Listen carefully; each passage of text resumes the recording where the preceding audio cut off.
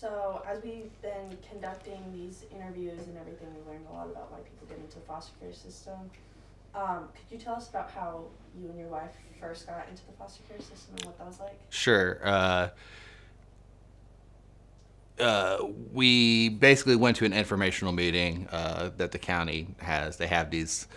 They used to do them, I think, more often than they do now. COVID really changed things up a bit, but they used to do them a few times a year, an informational meeting. And we went to that and decided, okay, yeah, this is something we can do. We signed up for the classes, went through all the coursework, and then became licensed foster parents. So. Can you explain a little bit more about the process of what that was like? Sure. Um, Parenting foster kids is different, right? Because, you know, you don't know what their situation is going to be. So when you're going through and taking all of these classes, you are learning about all these different situations that foster kids may have been through, and maybe different ways of dealing with that. Sometimes they'll have foster parents who are have been fostering for years come in and talk to people who are taking the classes. They'll give them insights into experiences they've had, what has worked, what hasn't worked. So that's kind of like what the classes are like. In addition to your basic first aid classes, your CPR classes, the, ethnic hair care is a thing, right? I'm a white guy, a white guy from Dayton, but I don't know how to do, to deal with African American hair, but you may have to do that. And so there are classes on all those types of things as part of the process of,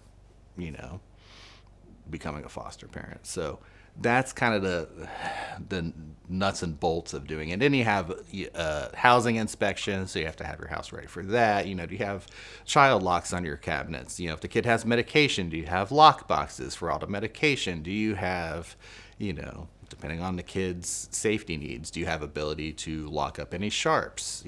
Those kind of things. So there's all these things, and especially smoke detectors and fire extinguishers, all those kind of things that you need to know about. So that's part of the inspection process. Yeah. Um,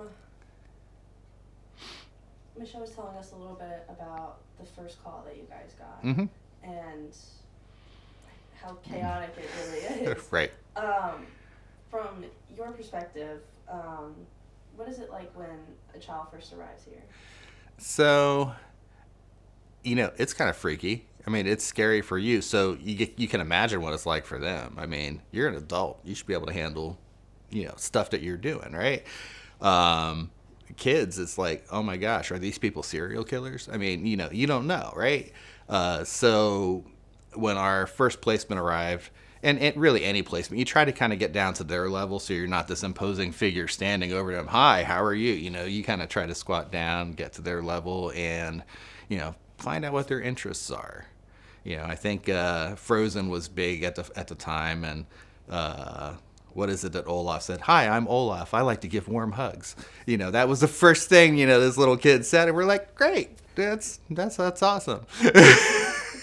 So, it's you try to just be as unimposing a figure as possible, right? And just find out more about them. Um,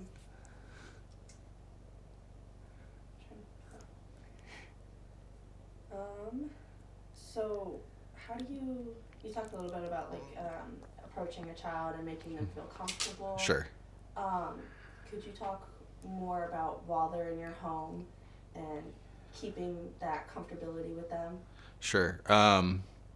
Yeah, I mean, it's just really being accessible, right?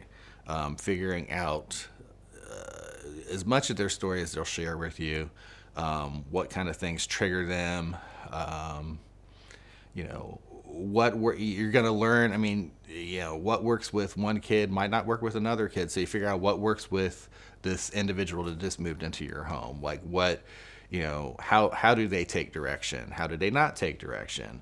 How can you make, brushing your teeth fun? How can, just little things, right? You just got to figure out those based on the individual. Like with our first placement, one thing she loved to do, and she'd love to do this in lots of different places, is let's figure out the house by playing hide and seek inside.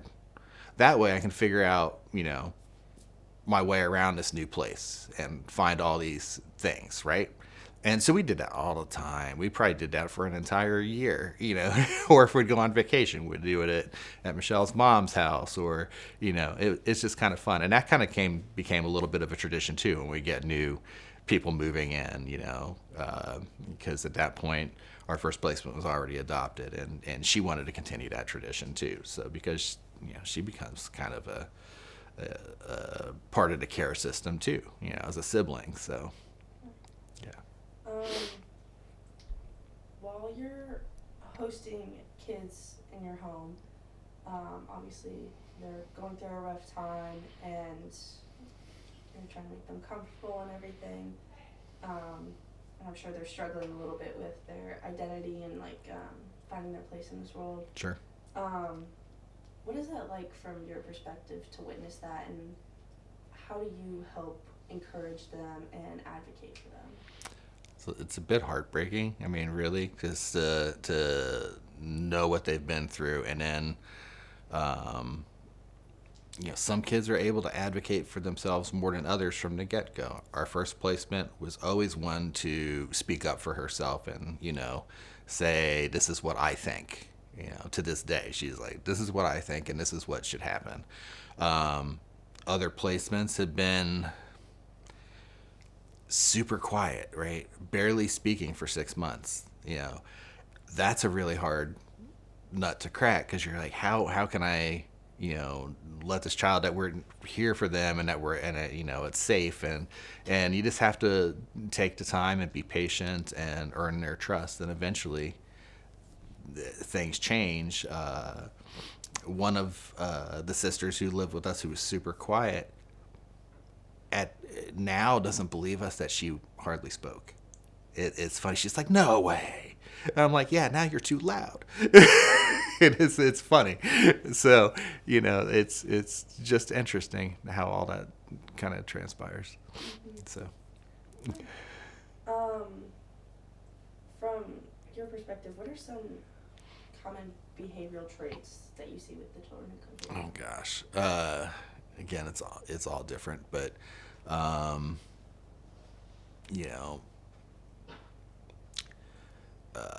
some people asking for permission to have to do everything. Again, our first placement, every 30 seconds, can I go use the restroom? Yeah, we've got 3. Just pick one. He's like, if we're having dinner, it's polite to ask, but otherwise, just have at it. It's like, but those kind of things were withheld, right, from her before, and suddenly, oh, I'm allowed to do that. Okay. Other behaviors. I mean, some people, eating is foreign, right? It's like, oh, we're gonna have dinner 3 times a day, or you're going to work again. It's like, what do you mean you're going to work? It's like, well, that I have a job, and and that's getting kids to understand this, this system of you have a job to be able to afford a life, right? And trying to convey that to them so they learn that, oh, this is how things are supposed to be. This is what I need to figure out for myself, right? So, but yeah, it's funny because there's always something new. You never know what kind of behaviors. I mean, you're gonna have kids who get angry and scream and bite and kick, and and that's hard to deal with. It's a lot, but I get it, right? They're coming from a lot of trauma, so it's gonna happen. I mean, shoot, I think, well, yeah, I think I'd be like that and worse, if I had been through what you'd been through. So I get it.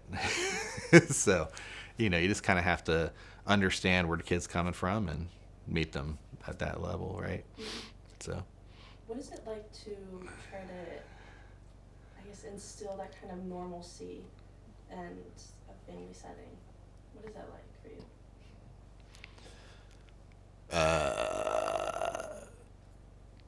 I mean, that's hard. I mean, it is hard because, I mean, it's just like you just have to be consistent, right? You have to, you can't totally alter everything to suit what this kid thinks it's supposed to be. You have to show them, no, this is how life is. This is what, you have to wake up, you have to go to school, you have to do your homework, you have to, you know, do this. And the more and more you do those things, the easier it gets for them because repetition, right? Um, so, but above all, I think it's just being consistent with how you approach it. So, Um, Michelle was talking a little bit about interacting with the children that you have in your home, interacting with their biological family, siblings, aunts, uncles, the parents. What's that experience like for you? it's like our family, our extended family, has expanded tenfold. Our first placement has a lot of siblings, and they're all in different places. So, you don't have just one other family. You've got maybe five other families, and so they all become part of your family. Uh, and then, as far as bio families go, it, some of our placements, are with bio family, and that's great. And so they've become part of our family as well. Our first placement, who we adopted, um, since we've adopted her, her bio dad has come back into the picture. He's been able to get himself together, and he is a great asset. So they have a great relationship now. Whereas, 4 years ago, not so much. Not so much. It wasn't a safe situation. Now it is, and we can help cultivate that, and that's awesome. Yeah. So. Great. Um, you have two adopted children in your home Yep. now, which seems like just so much fun. And before they were adopted, Heavenly and Jay both lived here, and I'm sure you've had other children interacting with each other at the same time while in your home. What's the bond like? I mean, it's typical sibling stuff. I mean, they're gonna get mad at them for silly things, right?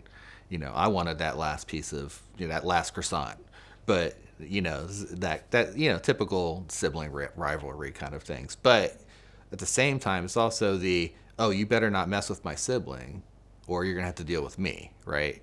So they do, they will butt heads, but if it's somebody else, don't butt. He said, don't you mess with my sibling. So it is, definitely typical sibling relationships. So. Um, what now? Obviously, you've have faced some challenges, I'm sure, when it comes to fostering. What are some of those challenges? And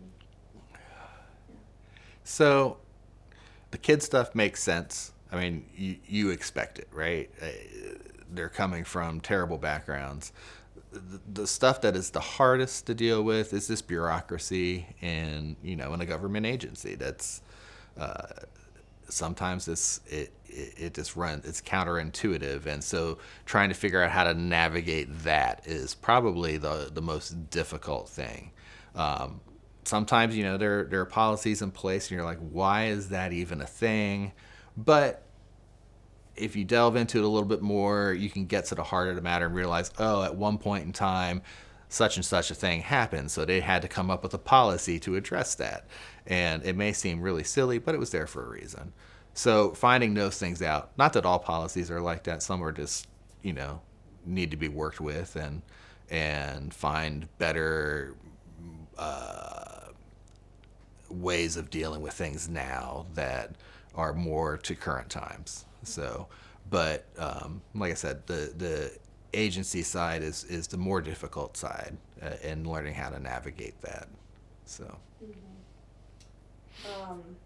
is there anything that any advice that you give other foster parents about how to navigate the agencies? Sure. Definitely participate in foster parent support groups. as much as you can. I know we have a Facebook group where we can answer questions. Somebody will say, hey, I'm dealing with this, or my caseworker is saying one thing, but it was my understanding it was something else. Does anybody else have any idea what it is? And somebody will say, oh yes, no, it's this particular policy that addresses that. So what they actually said wasn't quite right. You need to call their supervisor and get a more straightforward answer. Or, just encouraging those connections with other foster parents is big, because, it takes a village, right? I mean, you need to be able to support each other, and having the support of people who are going through the same thing, so they understand that, hey, yeah, the kid threw a brick at my car. It was like, and that's not going to be like, oh my gosh, your kid can't come to my house, right? They're used to those kind of things because kids from trauma, right? And they're not going to sit there and judge you, because a kid threw a brick at your car. Not that none of our kids have ever thrown a brick at our car, but one of our friends' kids did, and that happens. It happens, but it's just what it is. So other foster families can, understand that, and so having those connections is a huge help. Now, I know you said that you haven't had any foster children throw bricks at your car. Yeah. But, have you had any other difficult experiences trying to work through it? Sure. I mean, you're always going to have difficult experiences. I mean, shoot, what kid, even if a kid's not a foster kid, isn't going to have some difficult experiences, right? Is it anything that you can't handle? Maybe some days, but do you have a choice? No, you don't have a choice. So you just deal with it, right? You just get through it. It's just what you got to do, right? Yeah, but no bricks, thank goodness. Yeah, right?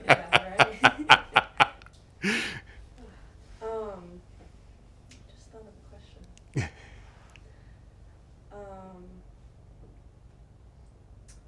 So when a child comes into your home, they're here for a while, Mhm. and they have to go back and they're doing a reunification Mhm. process. What is that like for you emotionally? I mean, it's hard. I mean, you may have had a kid who's lived here for a couple of years, right? And it's kind of like, okay, a college kid, or they're goes off to college, and their parents are left with this empty bedroom, right? Where their kid used to be. It's the same kind of feeling. I mean, the kid might not be college age, but it's that same feeling of emptiness, right? There's like, oh, I don't have to take that person to soccer practice anymore. I don't have to, get them in this art program that they're in. That's not my job anymore. So that's always an adjustment, right? Change of routine. And it's not just for you, but for the other kids that are in your house. I mean, it's an adjustment for them as well. So. Is there anything you do to help with that adjustment? Well, I mean, part of that is, and we've been fortunate in being able to stay in contact with most of the kids who have been in our house. So that's not always a thing that happens. But for us, it has been. So I think it makes it a little easier. So since we can stay in contact, because they're always part of our family. I mean, even though they don't live here anymore, right? So. That's nice. So after going through all of that and trying to keep in contact and everything, and facing all these challenges, why do you still continue to foster? Like, what keeps you going? Well, somebody has to. I mean, so why not us, right? We need more families to foster. We need people to step up. I mean, and like I said, why not us? I mean, so if we have the space available, we should be able to do that, and to be able to help give back to the community. It's not easy, but somebody's got to do it. So it doesn't take anybody special. I mean, it's not we're just people. So, yeah. Um, what is the emotional impact, I guess, knowing that you're helping your community? What is that like? I mean, it's good. It feels good, but that's not why I do it. I mean, I just there's a need, right? And so it's not about me. I mean, it's about trying to just give these kids a chance who need the help right now, right? So, does it make me feel good? Yeah, I mean, fine. Yeah, sure, I feel good about doing it. But that's not why I do it. I mean, that's way down the list. If someone came to you and they were on the fence about being a foster parent, what would you tell them? I think I would tell them just give it a whirl. I mean, try it. I mean, the worst that would happen is that you find out that maybe it's not for you, but at least you can say you tried, right? You made that effort, and that's just kind of like with anything, really. I mean, if you don't try it once and figure out if that's something for you, you'll never know. So, maybe you'll be the best foster parent ever, and had you not said yes, you'll never know that, and that kid will never know that. So. I know you guys have recently adopted Jay. Yep. Which was huge. Yep. Congratulations. Thanks. Can you walk me through what that conversation was like with your family and what the decision process was like? Sure. I know Michelle said earlier, Jay coming back to live with us after he lived with us when he was a kid, and we're more younger kid. He was 12, and he moved back with us when he was 16. And for our first placement, Heavenly, I mean, she always considered Jay a brother. I mean, that's her big brother. Yeah, of course, he's my family. So, him moving back, she was like, yeah, well, why wouldn't he move back? Of course we need to, if he needs a place to live, he needs to come here. He needs to be safe. And, Michelle and I, we always jokingly say we share a brain, because we're on the same page all the time. And so for us, it really wasn't a big discussion. I mean, we kind of both knew where the other person was, and it was fine. And then with Jay, Jay's always kind of considered us, he calls us his folks, right? We're his people. So, and that's great, so,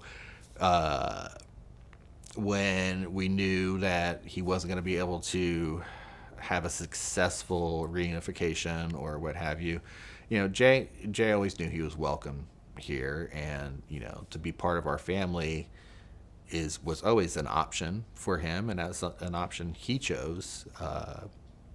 And it's good for kids to have those family bonds. I mean, because who doesn't need their family even when they're older? When they're grown, having those family bonds, really kind of makes life easier, I think, overall. So, having a kid just age out, oftentimes the kid is kind of left to their own devices, and then they end up with kids in the system, and that's hard, right? So, trying to get kids with families helps to try to break that cycle that happens. So I think it's an important thing. So we have fewer kids in the system in the long run, theoretically. But yeah, so I mean, Jay being part of our family, I mean, of course. I mean, yeah. If you had a magic wand and waved it and could change something about the system, what would that change look like? I think I would hope that there would be more of a community of collaboration and communication between the agency and the foster parents. Because, again, our foster parents are with these kids all the time. You know, a caseworker, especially for an older kid, might see them a half hour in a month, maybe. Especially when the kids are older, there's like they touch base. They're okay. I saw you, checked off my list. Especially if the kid's not in trouble, then it's super short. But foster families really know what's going on with the kid. We know what they're thinking. We know what their triggers are. We know that if you ask the kid, you know, this kid something once, and you keep asking him or her, they're gonna blow you off, and they're gonna seem disinterested because they've already told you their answer, right? So us as foster families knowing that and being allowed to communicate those things, you know, is helpful. And you know that communication just has to go both ways, and you know those are the things. I mean, just like I said, you know, communication, especially being and collaboration being those things, I wish could fix. You and your family have obviously been through so much and have seen so much, heard so much. Mm-hmm. What is it like hearing your children's stories and where they came from, and you know, what does that do to you? I mean, it's pretty amazing to see how far they've all come. You know, from being kids who barely go to school, and you know, being successful, being able to achieve goals that they want to achieve, being, you know, striving to give back to the community themselves, you know, trying to figure out how they can fit into those roles. It's amazing to see. It's amazing to see, especially knowing where these kids come from. So it you know, it makes you feel good that you were a little bit of a part of that. But really it's them. I mean, you just gave them a safe place to be, right? And I think anybody, as long as they're safe, you know, really has that opportunity to become who they need to be. So, or who they were meant to be. So. Seeing these children grow, and everything, and the love and support that you and Michelle provide for them. What does it do for the child?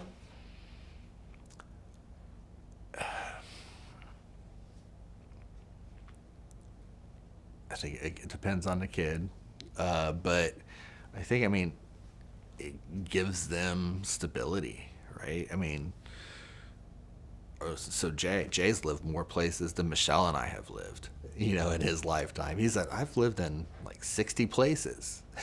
I was like, that's pretty crazy. He said, yeah, we moved a lot. He said, you know, he loves suitcases, and I think that's one reason he likes suitcases is because he was constantly moving, and he was always ready to go, you know. And I lost my train of thought, but what was the question again? Right. So, I mean, this is just stability, I think. It really helps them to become who they are. I mean, yeah. What are some of your favorite memories with the foster children? I think getting to experience things for the first time with them. You know, whether it's going on a roller coaster, or, you know, for our adopted daughter's adoption, we went on a trip out west for a month, you know, and getting to see all these national parks and, you know, animals in the wild, and like, oh, there's a grizzly bear 6 feet from us walking across the parking lot. Let's see which way it goes and go the other way. You know, those kind of things. Having those kind of experiences are just great and fun. So. Nice. If you could say one thing to people watching this documentary, parents, children, caseworkers, government officials, What would you say?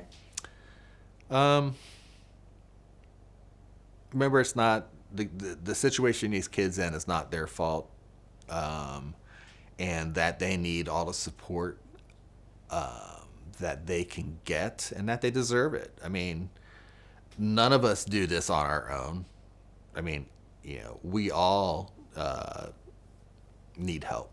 We all need help, and especially kids who have been through trauma. And we can't forget that it wasn't their fault, the situation they ended up in. They've been dealt, a bad deck, and that's not fair. And we just need to do what we can to support them. What's one thing you want people to know about the system?